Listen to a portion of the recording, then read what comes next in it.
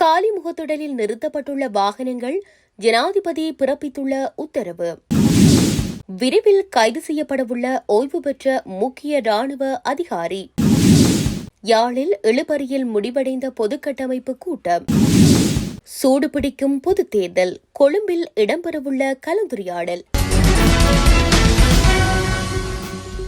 அரசாங்கத்தின் வசம் உள்ள சொகுசு வாகனங்களை அத்தியாவசிய சேவைகளுக்கு மாத்திரம் பயன்படுத்துமாறு ஜனாதிபதி அனுரகுமார திசாநாயக்க உரிய அதிகாரிகளுக்கு பணிப்புரை விடுத்துள்ளார்.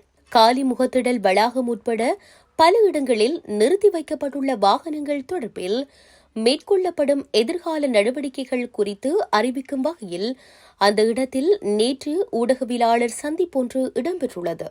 குறித்த சந்திப்பில் கருத்து தெரிவிக்கும் போது ஜனாதிபதியின் பிரத்யேக செயலாளர் ஆனந்த விஜயபால மேற்கண்ட தகவலை தெரிவித்துள்ளார்.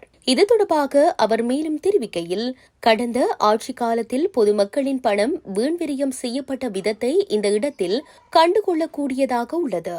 ஜனாதிபதி மாளிகையில் உள்ள வாகன தரிப்பிடத்தில் அந்த வாகனங்களை நிறுத்த இடவசதி போதுமானதாக இல்லை. காலி முகத்திடல் வளாகம் உட்பட பல இடங்களில் 107 வாகனங்கள் நிறுத்தப்பட்டுள்ளன. இவை கடந்த அரசாங்கத்தினால் பல்வேறு பதவிகளில் இருந்த தமது நண்பர்களுக்கு வழங்கப்பட்டிருந்ததாக தகவல்கள் வெளியாகியுள்ளன. இந்நாட்டு மக்கள் அன்றாடம் வாழ முடியாத நிலையில் கடந்த 76 வருடங்களாக ஆட்சியில் இருந்த அரசாங்கங்கள் தொடர்ச்சியாக பொதுமக்களின் செல்வங்களை வீணடித்து வருவது மிகவும் வேதனையான விடயமாகும்.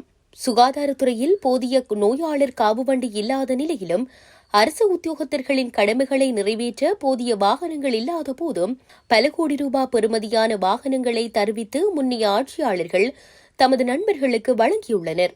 இவ்வாறு மக்களின் வரிப்பணம் வீணடிக்கப்படுவது வருத்தமளிக்கின்றது. இது தொடர்பில் முழுமையான மீளாய்வு நடத்தி எதிர்கால நடவடிக்கைகள் குறித்து மக்களுக்கு தெரியப்படுத்த நடவடிக்கை எடுக்கப்படும். வாகனங்கள் முறைகேடாக பயன்படுத்தியமை தொடர்பில் குற்றப்புலனாய்வு பிரிவினரால் விசாரணைகள் மேற்கொள்ளப்பட்டு அவற்றின் தொடர்புடையோருக்கு தண்டனை பெற்றுக் கொடுக்கப்படும் என அவர் மேலும் தெரிவித்துள்ளார். ஓய்வு பெற்ற முக்கிய ராணுவ அதிகாரியொருவர் விரைவில் கைது செய்யப்படலாம் என்று உள்ளக தகவல்கள் தெரிவிக்கின்றன.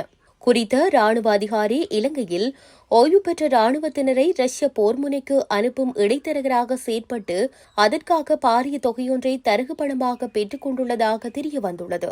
அதற்காக அவர் பல்வேறு தடவைகள் நேரடியாக ரஷ்யாவிற்கு சென்று ஆட்கடத்தல் நடவடிக்கைகளை ஒருங்கிணைத்துள்ளதாகவும் இலங்கையிலிருந்து அனுப்பப்படும் ஓய்வு பெற்ற ஒரு ராணுவ அதிகாரிக்கு 25 லட்சம் ரூபாய் வீதம் குறித்த ராணுவ அதிகாரிக்கு தரகு பணமாக கிடைக்கப்பெற்றுள்ளதாகவும் விசாரணைகளில் அறிய முடிகின்றது. இலங்கையின் முக்கிய தனியார் பாதுகாப்பு நிறுவனம் ஒன்றின் பெயரில் ரஷ்யாவில் முகாம் ஒன்று பராமரிக்கப்பட்டு வருவதுடன் இலங்கையிலிருந்து அனுப்பப்படும் ராணுவத்தினர் அங்கு ஒரு வார கால பயிற்சியின் பின்னர் ரஷ்யாவின் போர் முனைக்கு அனுப்பப்பட்டு வருவதாகவும் மேலதிக தகவல்கள் தெரிவிக்கின்றமை குறிப்பிடத்தக்கது.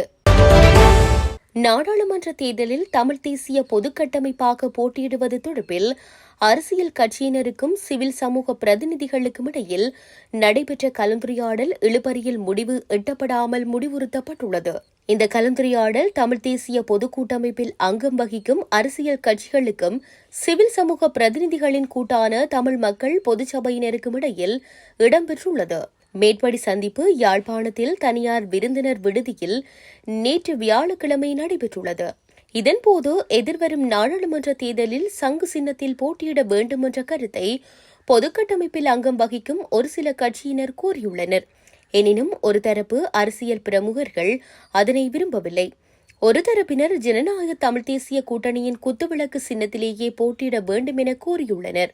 குத்துவிளக்கு சின்னத்தில் போட்டியிடுவதெனில் தாம் பொதுக்கட்டமைப்பாக போட்டியிட மாட்டோம் என ஜனநாயக தமிழ் தேசிய கூட்டணியில் அங்கம் வகிக்காத தரப்பினர் தெரிவித்துள்ளனர். மேலும் சிவில் சமூகங்களின் கூட்டாக காணப்படும் தமிழ் மக்கள் பொதுச்சபையினர் நாடாளுமன்ற தேர்தலில் தமிழ் தேசிய பொதுக்கட்டமைப்பாக தேர்தலில் போட்டியிடுவது தொடர்பில் எந்தவிதமான தீர்மானத்தையும் எடுக்கவில்லை. தமிழ் தேசிய பொதுக்கட்டமைப்பானது ஜனாதிபதி தேர்தலை மையமாக கொண்டே உருவாக்கப்பட்டது.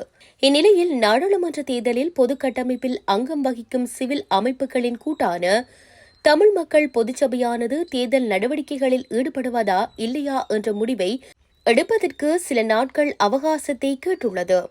இதனையடுத்து நாளை சனிக்கிழமை தமிழ் மக்கள் பொதுச்சபையானது இது தொடர்பில் கூடி தமது முடிவை அறிவிக்கும் என எதிர்பார்க்கப்படுகிறது. எதிர்வரும் பொதுத் தேர்தலுக்கான ஒழுங்குபடுத்தல் நடவடிக்கைகள் தொடர்பில் கொழும்பில் கலந்துரையாடல் ஒன்று இடம்பெறவுள்ளதாக தேர்தல்கள் ஆணைக்குழுவின் தலைவர் RMAL ரத்நாயக்க தெரிவித்துள்ளார். அனைத்து மாவட்ட காரியாலயங்களிலும் உள்ள உதவி தேர்தல் ஆணையாளர்கள், பிரதி ஆணையாளர்கள் உள்ளிட்ட சகல தேர்தல் தெரிவட்டாட்சி அதிகாரிகளும் குறித்த கலந்துரையாடலுக்காக நாளைய தினம் கொழும்புக்கு அழைக்கப்பட்டுள்ளனர். இதேவேளை கடந்த தேர்தலின் போது பெற்றுக்கொண்ட அனுபவங்கள், முகம் கொடுத்த பிரச்சினைகள் தொடர்பிலும் அவதானம் செலுத்தப்படவுள்ளதாக தேர்தல்கள் ஆணைக்குழுவின் தலைவர் RMAL ரத்நாயக்க குறிப்பிட்டுள்ளார். பொதுத் தேர்தலுக்கான தபால் மூல வாக்களிப்பு விண்ணப்பங்கள் ஏற்றுக்கொள்ளப்படும் காலம் தொடர்பில் தேர்தல்கள் ஆணைக்குழு அறிவிப்பு ஒன்றை வெளியிட்டுள்ளது. செப்டம்பர் 30 முதல் அக்டோபர் 7 வரை பொதுத் தேர்தலுக்கான தபால் மூல வாக்களிப்பு விண்ணப்பங்கள் ஏற்றுக்கொள்ளப்படும் என தேர்தல்கள் ஆணையாளர் நாயகம் சமன் ஸ்ரீ ரத்நாயக்க தெரிவித்துள்ளார். கொழும்பில் நேற்று தினம் இடம்பெற்ற ஊடகவியலாளர் சந்திப்பிலேயே அவர் இந்த விடயத்தினை குறிப்பிட்டுள்ளார். அத்தோடு இந்த தேர்தலிலும் 2024 ஆண்டிற்கான வாக்காளர் பட்டியல்கள் பயன்படுத்தப்பட உள்ளதால் ஜனாதிபதி தேர்தல் தொடர்பான தபால் மூல விண்ணப்பங்களை சமர்ப்பித்த அனைவரும் இந்த தேர்தலுக்காக மீண்டும் தபால் மூல விண்ணப்பங்களை சமர்ப்பிப்பது தேவையற்றதென அவர் குறிப்பிட்டுள்ளார். தொடர்ந்தும் ஆணையாளர் நாயகம் தெரிவித்ததாவது, இந்த தேர்தலில் முந்தைய வாக்காளர் பட்டியல்கள் பயன்படுத்தப்படுவதால் கடந்த வாக்காளர் பட்டியல் தொடர்பான தபால் ஓட்டு விண்ணப்பங்களை சமர்ப்பித்த அனைவருக்கும் மீண்டும் தபால் ஓட்டு விண்ணப்பங்களை சமர்ப்பிக்க வேண்டிய அவசியமில்லை. ஆனால் கடந்த ஜனாதிபதி தேர்தலுக்கு நீங்கள் சமர்ப்பித்த தபால் மூல விண்ணப்பம் ஏதேனும் காரணத்தினால் நிராகரிக்கப்பட்டால் நிராகரிப்பு தொடர்பான விடயத்தை சரிசெய்து மீண்டும் தபால் மூல விண்ணப்பத்தை சமர்ப்பிக்க முடியும். அதாவது கடந்த முறை தபால் ஓட்டு விண்ணப்பங்கள் நிராகரிக்கப்பட்ட விண்ணப்பதாரர்கள் மீண்டும் விண்ணப்பிக்கப்பட வேண்டும்.